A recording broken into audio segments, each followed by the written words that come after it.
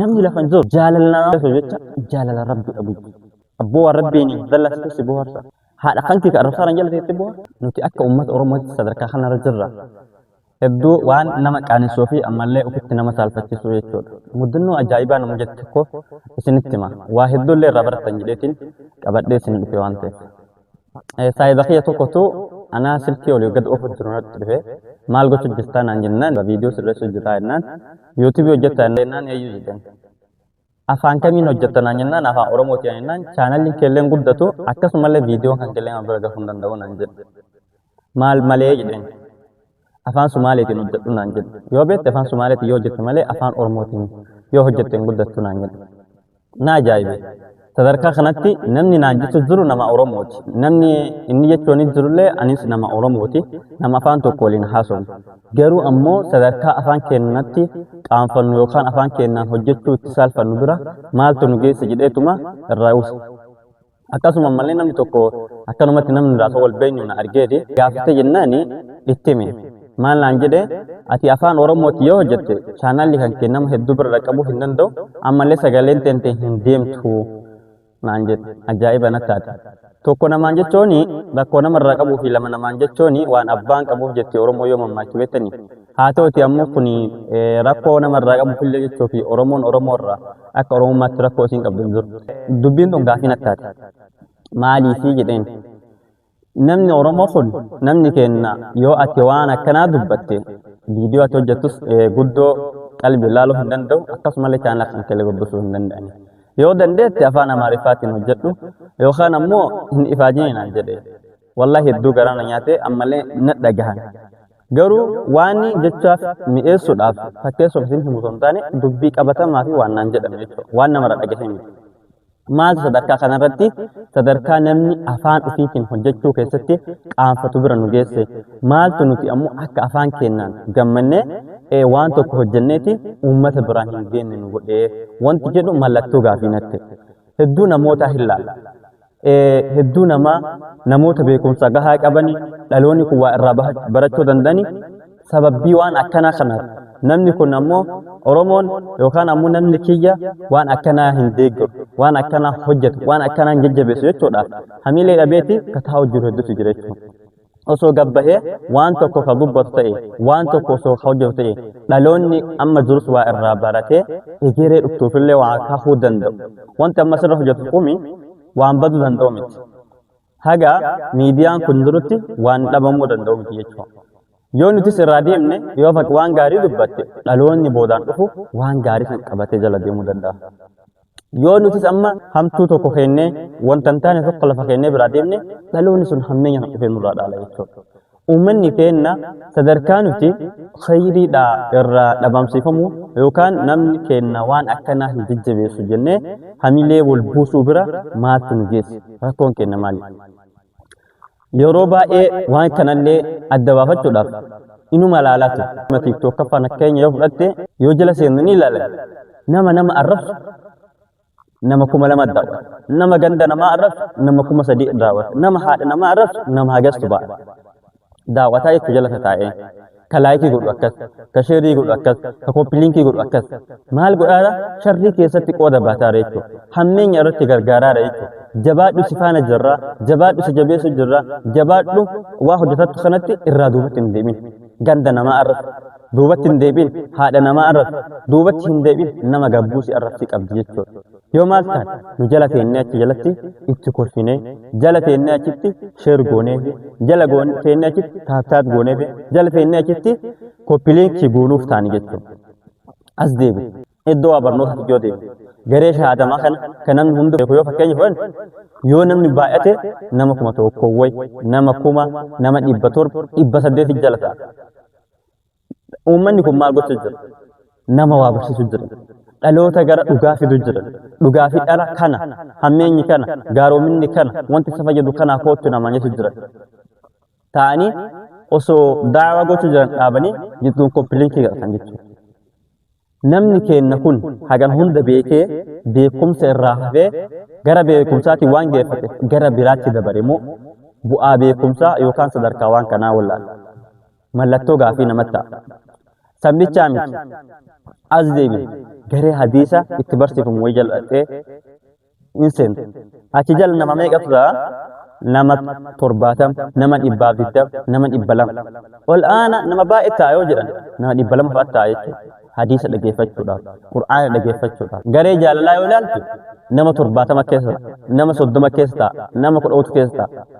Garee barnootaa, garee Qur'aanii keessa biratamu bakka waa itti qaran yoo ilaaltu ammoo nama 7 ta'a, nama 6 ta'a. Maali?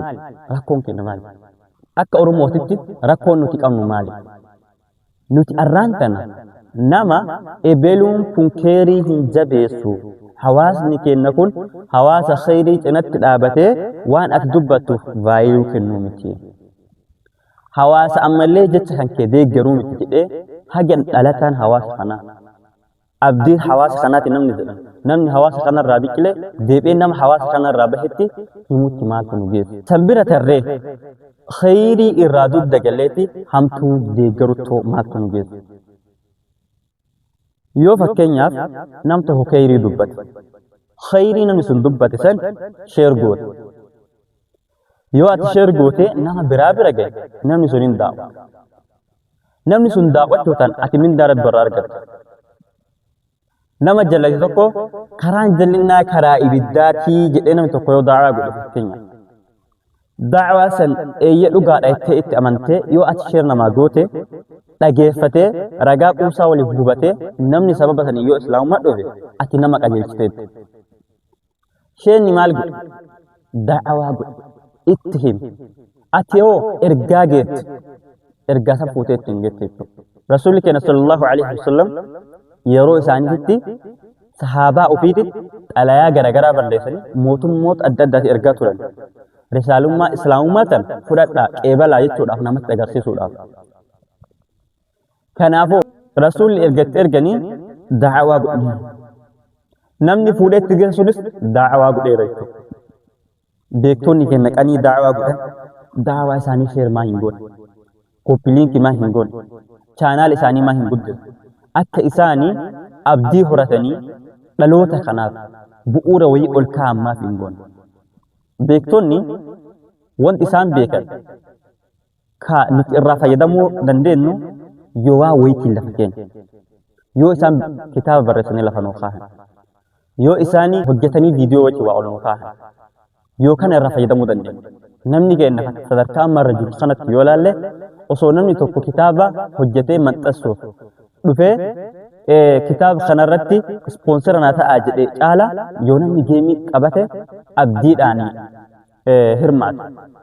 Maaliif isiniin jedhe namni tokko feemasna Oromoo tokko namni beekamaan tokko qanii geemii taphatu nama 120 ka jala ta'antu jira. Nama 100 ka laalantu jira. 40 ka laalantu jira. Hayyee adda sheenummaa aalimaa tokko ol bahee koottaa ilmaan Oromoo koottaa waan isin fayyadu qabadhee dhufe kitaaba barreessee xumureera. Piriintii godhachuuf ammoo isin na barbaachisa. Kanaafuu waan piriintii ittiin godhadhu naa fidaa jedhee osoo kan gaafatu ta'e nama gamda nama guddate nama 1000 yoo kenna. Ol aana sirriitti dhufe yoo nama 10,000 yoo ta'e sadarkaa kanatti nuti deeggartoota sharriiti moo deeggartoota khayriiti. Nuti hammeenya keessatti uummata gargaaruu jira moo gaarummaa keessatti uummata gargaaruu jira.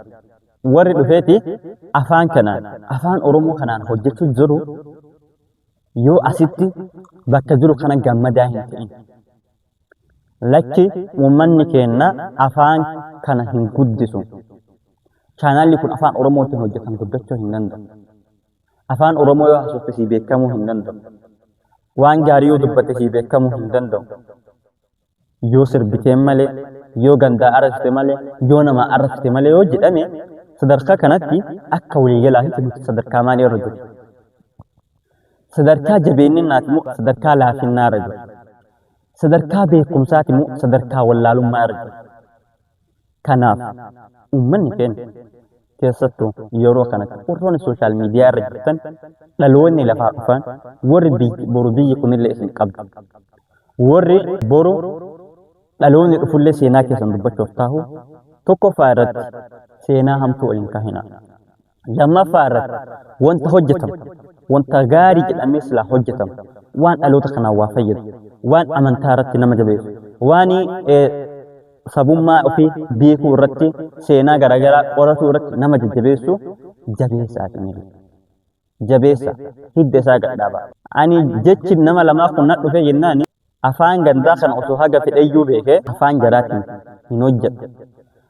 Chaanaalli kiyya afaan kanaan afaan beekuun hojjedhee waggaa 20 bakka kana taa'uu na wayya malee afaan namaatiin hojjedhee beekamtiin ani afaan namaatiin argadhu natti haafu.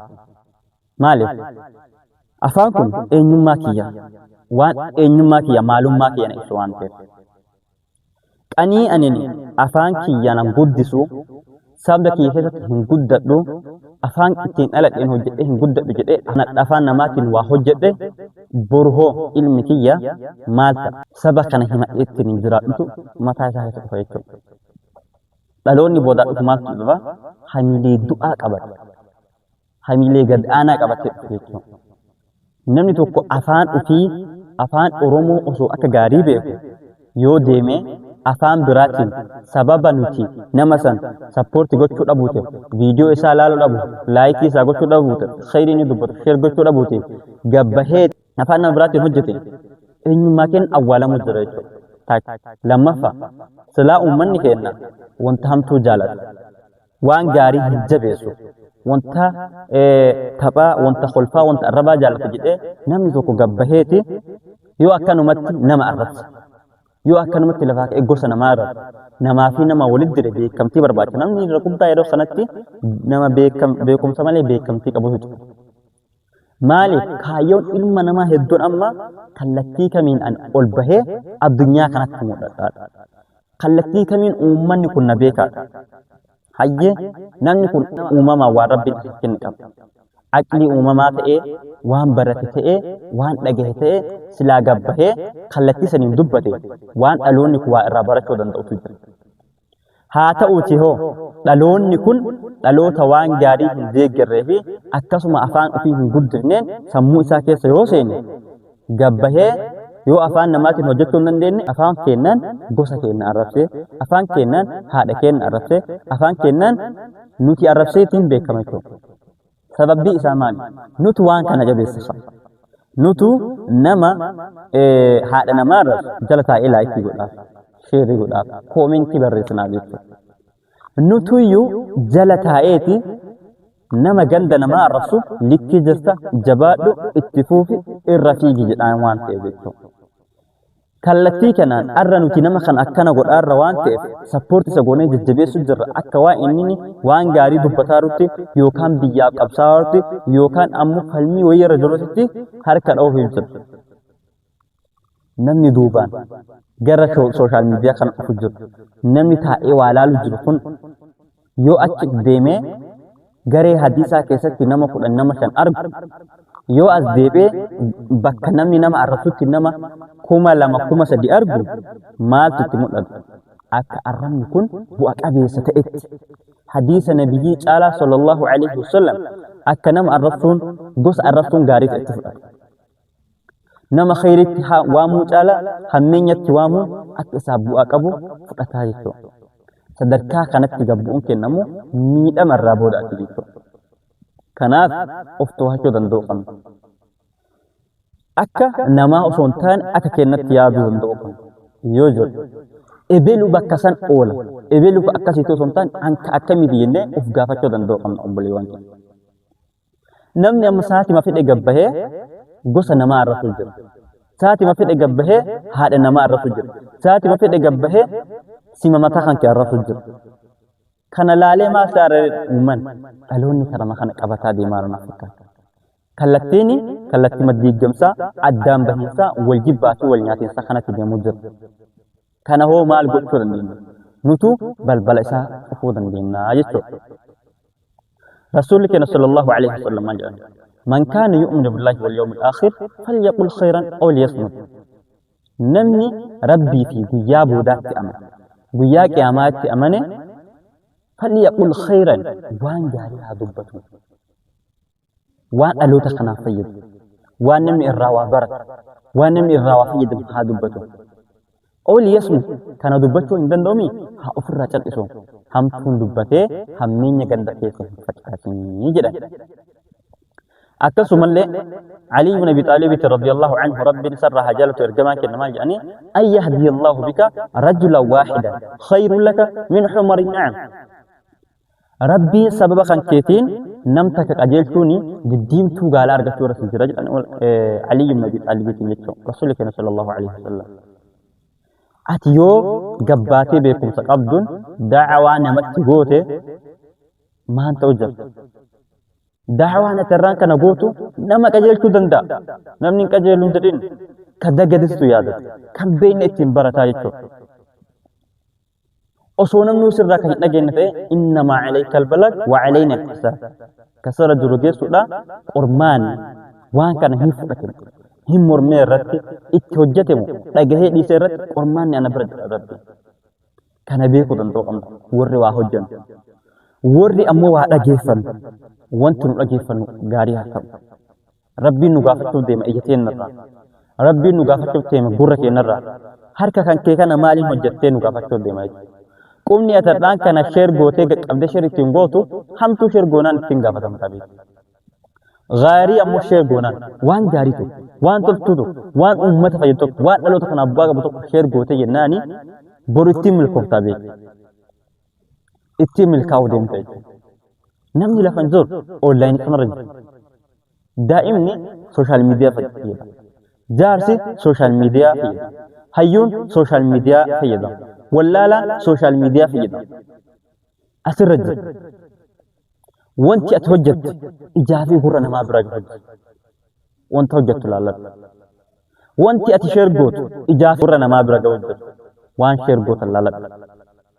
Dubbannu khayrii haa dubbannu. شير قونو كيري شير هاقون لايك قونو كيري شير هاقون همتو شير كانو تنتان همتو شير قونيتي بل بلا شير كانو تنتان همتو دبنيتي بل همنا بل ركنا أكاو في شيرين قون نمني جاللنا ما أرقص وجدت جالل رب أبوك نمني بيكمتي نمر برباد تجدت كارنتاني بتركي فمجد ميجا لا نمو ما قرأي كما أني اسم بينه ميديا خنا لمر بالإسدر جيان أجندا بربادي ترباني أجندا بربادي وقت أجندا نو بربادي وبيستي تدوجة يواني في دهو هر كروف نجلا يا أوجه كأول به يو قجيل تجانة سن يو جلت إبيد سن تجدلو تيمو نمني لالون برانو نجا قل دربي برتاي مال ري يروت يرو أجندا خسارة كبواه إنكم يروتو يرو تديو في لب بوجرا ديما